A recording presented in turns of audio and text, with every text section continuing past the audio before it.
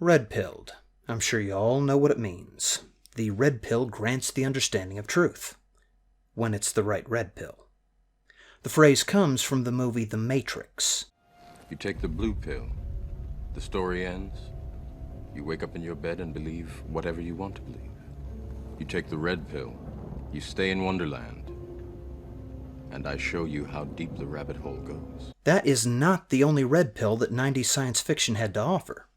The beginning of that decade gave us the movie Total Recall, and a red pill that had a very different effect.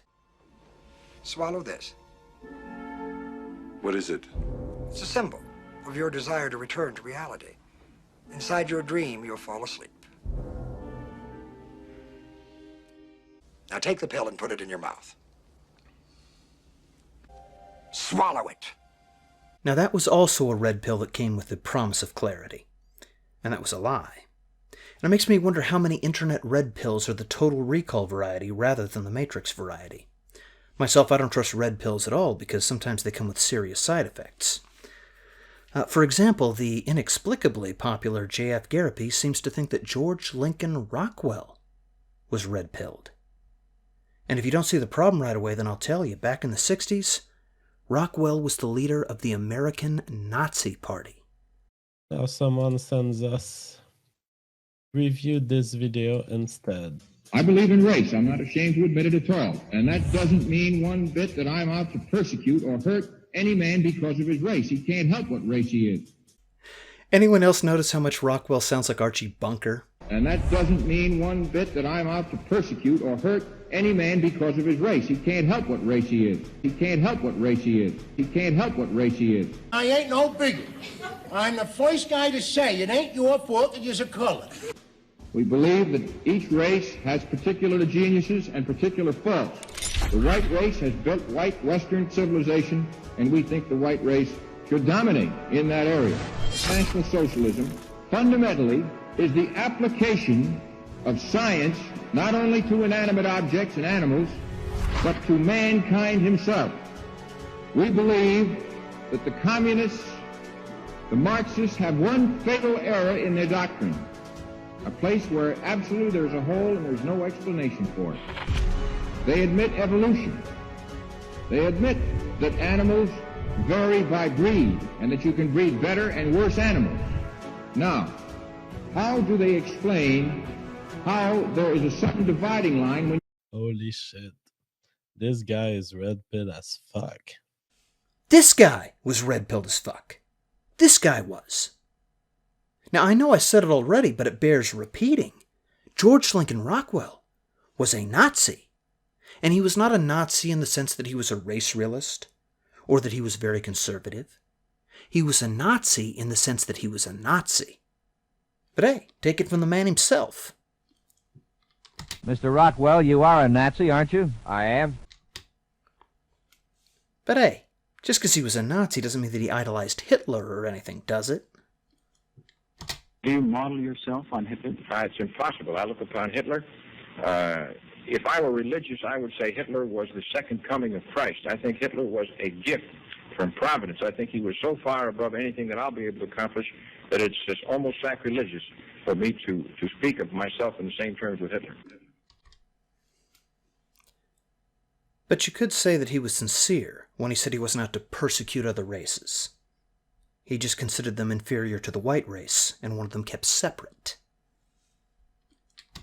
Negroes simply are not fit to associate in modern urban civilization. They just can't make it. As you can, there are a few who are always mixed with white blood, by the way, but real black Negroes, you won't find very many of them who can make the grade in urban civilization. Then you do intend to deport the Negroes to Africa? You keep saying these things, sir, not me. Not deport them. Those who wish to may remain here on reservations like the Indians were. Well, that's awfully big of him. Sounds red bill as fuck to me. We can get back to it now, but before we do, I want to point out that not all of J.F. Garapi's 25-minute long video is here. I have a link in the description in case you want to see the whole thing. One of these things is leadership. Not leadership by the most popular, but by the strongest and the best. Any tribe or Indian tribe or any group or family should be led by the best. Now he moves to leadership. I really like his idea. He's saying leadership should not be the most popular person. It should be the best. And this makes me think about all these societies where the leader ended up being the one who was ascending a kind of warrior class. You know, all of these tribal societies and some militaristic societies where the leader had proven its worth by killing a series of people or ascending to this position by demonstrating his force or power in some way. I really like this idea that the leader could be, instead of being chosen by popularity, could be chosen by a test of his ability. Leaders should be tested instead of being chosen by the people. Yeah, that pesky democracy thing sure does get in the way of efficiency. I wonder, though, what kind of test do you suppose that you could use? Tests of strength, speed, cunning, and mind force?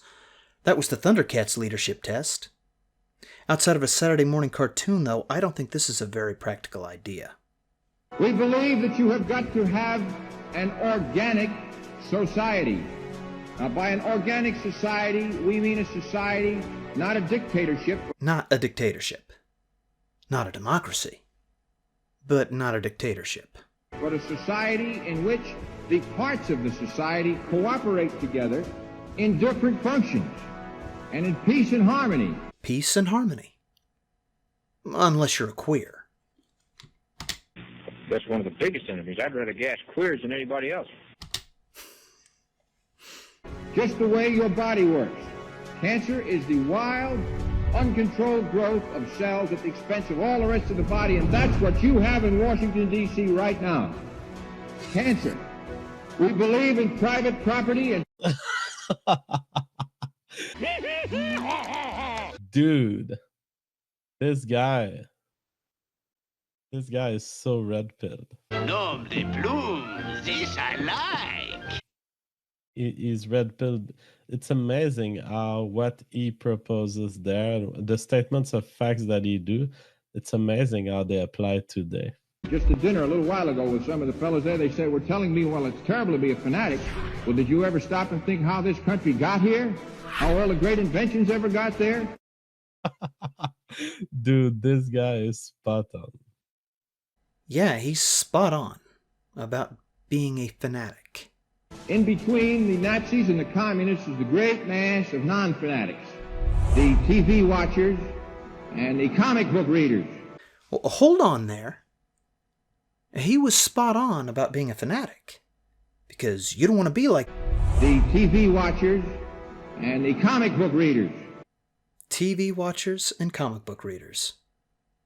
I wonder what that says about internet blood sports. Instead of the erudite, pedantic, highbrow intellectual debate between two opposing forces who bore you to sleep and act like a living version of Ambien, internet blood sports instead seeks to entertain you. It is the Jerry Springer of YouTube content. I will say this. National Socialism is the inevitable end product, logically, of evolution. That's his error. I don't think that that's the case. I think he had the wrong solution, but Jesus Christ, he had a solid view of the world. He had a solid view of the world that brought him to the wrong solution. How wrong? My objective is to carry out what Hitler started. I'm sorry, could you say that again? My objective is to carry out what Hitler started. You guys can't believe that I'm listening to this guy. It's like, calm down, guys. I'm just listening to a YouTuber. Loopy must have been out of his mind. Dude, this guy was a true scientist. Like, he had a true scientific understanding of the world. I would say the same thing as this guy. Somehow, I'm not so certain that JF would say the same thing as this guy. See, I don't want to paint too dark a picture of JF. It almost seems to me that he's been tricked.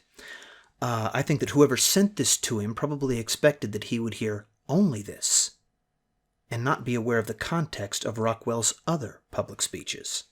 I disagree with some of the solutions that this man proposed, and I think we can offer today a much more modern version of what he's proposing. A modern version that is based around liberty, that does not compel self-sacrifice. I gather the facts, examine the clues, and before you know it, the case is solved. But the view that he expresses there, I could have stated 95% of this today. 95%? Self-sacrifice is out, but apparently JF would agree with 95% of this? And this is a speech delivered by a Nazi to convince other people to become Nazis. This red pill is stamped with a swastika. And agreeing with a Nazi is not immediately wrong. If a Nazi were to tell me that the sky is blue, I would be inclined to agree with him.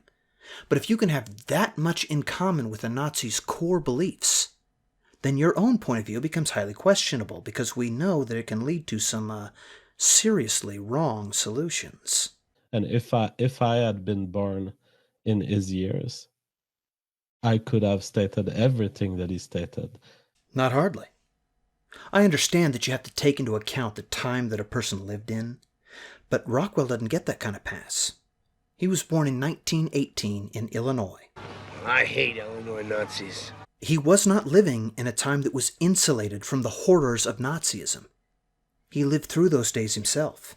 In fact, Rockwell was a World War II veteran, so the year does not excuse him at all. I think that National Socialism is a little too socialist for me. But I think that today we have a better understanding of economic solutions, of how liberty needs to be preserved in society.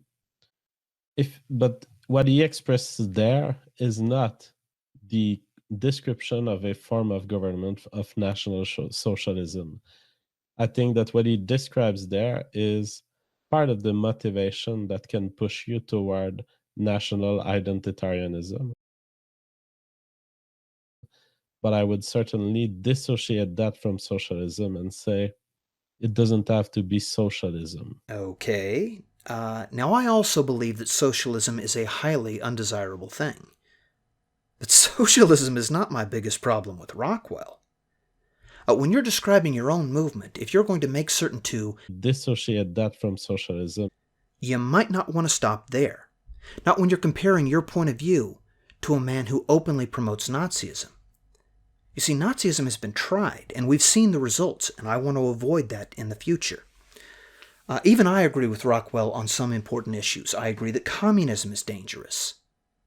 But red-pilled is not a word I would ever use to describe Commander Rockwell.